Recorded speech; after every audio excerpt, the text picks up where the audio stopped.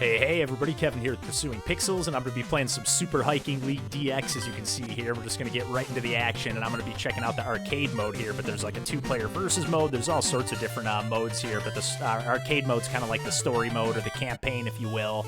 And I've played the first couple of stages, but we'll just start from scratch. There's like a little bit of a tutorial before this, and there's a few different even like control modes, but you can see right away the game is actually like totally meant as like a two-player versus mode, or a two-player versus game, but the campaign you're actually just kind of racing against the computer, and then you have a few different control options as well. I have it set to the advanced control options, so like I have full control over this rope as I latch onto these flower grapple points, and then you can see those arrows are kind of showing me like when I can launch at the ideal time to like get that massive jump that I just got.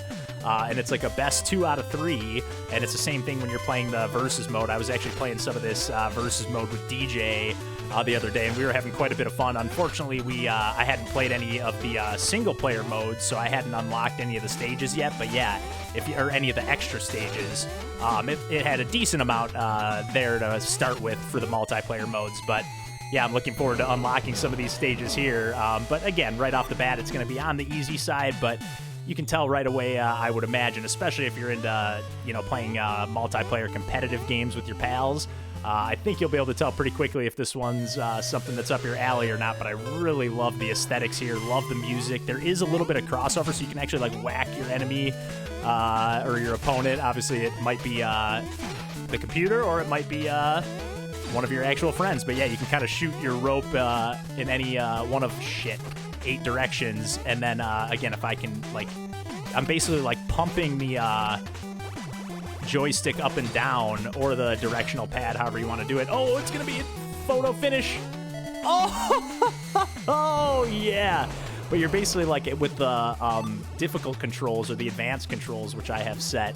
And this is the same type of scenarios that DJ and I were having, like those photo finishes. Like this game is just so great for that kind of like multiplayer competitive fun, but like kind of silly, goofy, and the reason it does, like when you boot up the game, it kind of tells you to use the directional buttons as opposed to the joystick, just because it is a little easier to hit those diagonals. Oh no, yes.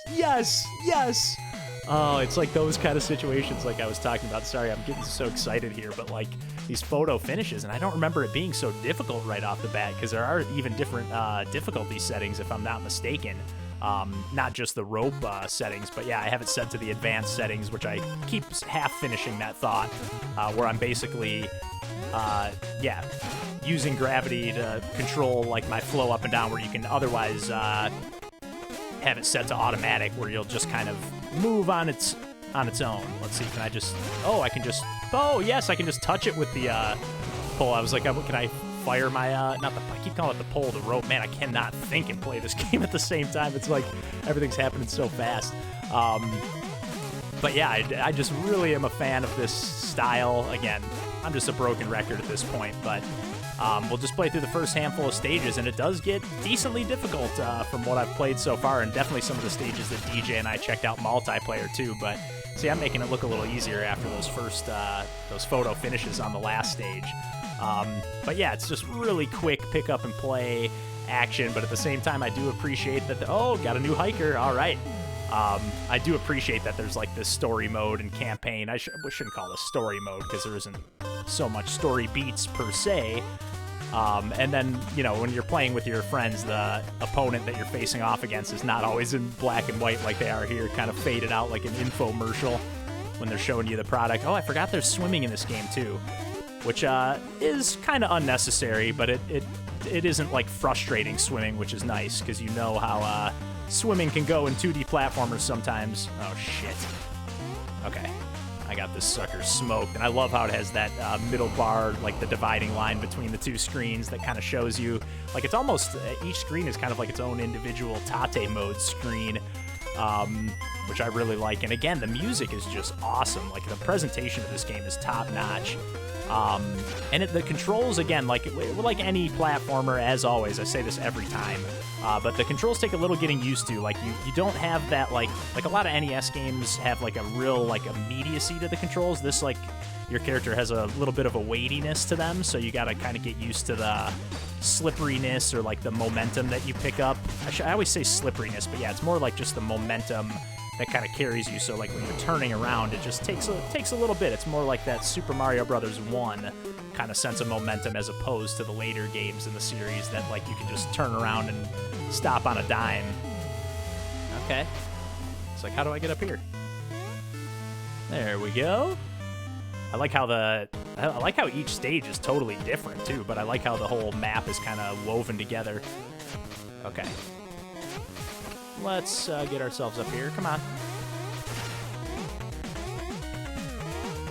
But I'm assuming the AI is going to get tougher and tougher to compete against, but not this time. Oh, shit. I was going to say not this time, but I might. Okay. Don't get too cocky here. Only on stage 5, I'm already talking shit. But yeah, I think there's like 8 or 10 different hikers, like just really, really cute character designs. They could do maybe a little more with the enemies, otherwise, you know, you're kind of just looking at these blob slime things otherwise, but that's not really the point of the game anyways. You're not fending off. It's more about the racing and the platforming and like the grappling hook mechanic. I guess it's kind of a grappling hook, right? It's sort of I guess it's just a climbing rope, but oh, nice. New stage. And I'm thinking these are going to obviously unlock some of these stages in multiplayer as well, because, yeah, DJ and I definitely did not play some of these. Oh, man. Okay, this AI is freaking nuts. Okay, so we got nothing to... We got no rope here. Dang, that computer... They're not messing around. This computer player is giving me a run for my money on this stage. Okay. And I like how each character has like their own little like dune buggy car. Dang it. Thankfully the players don't like collide with one another. Oh shit!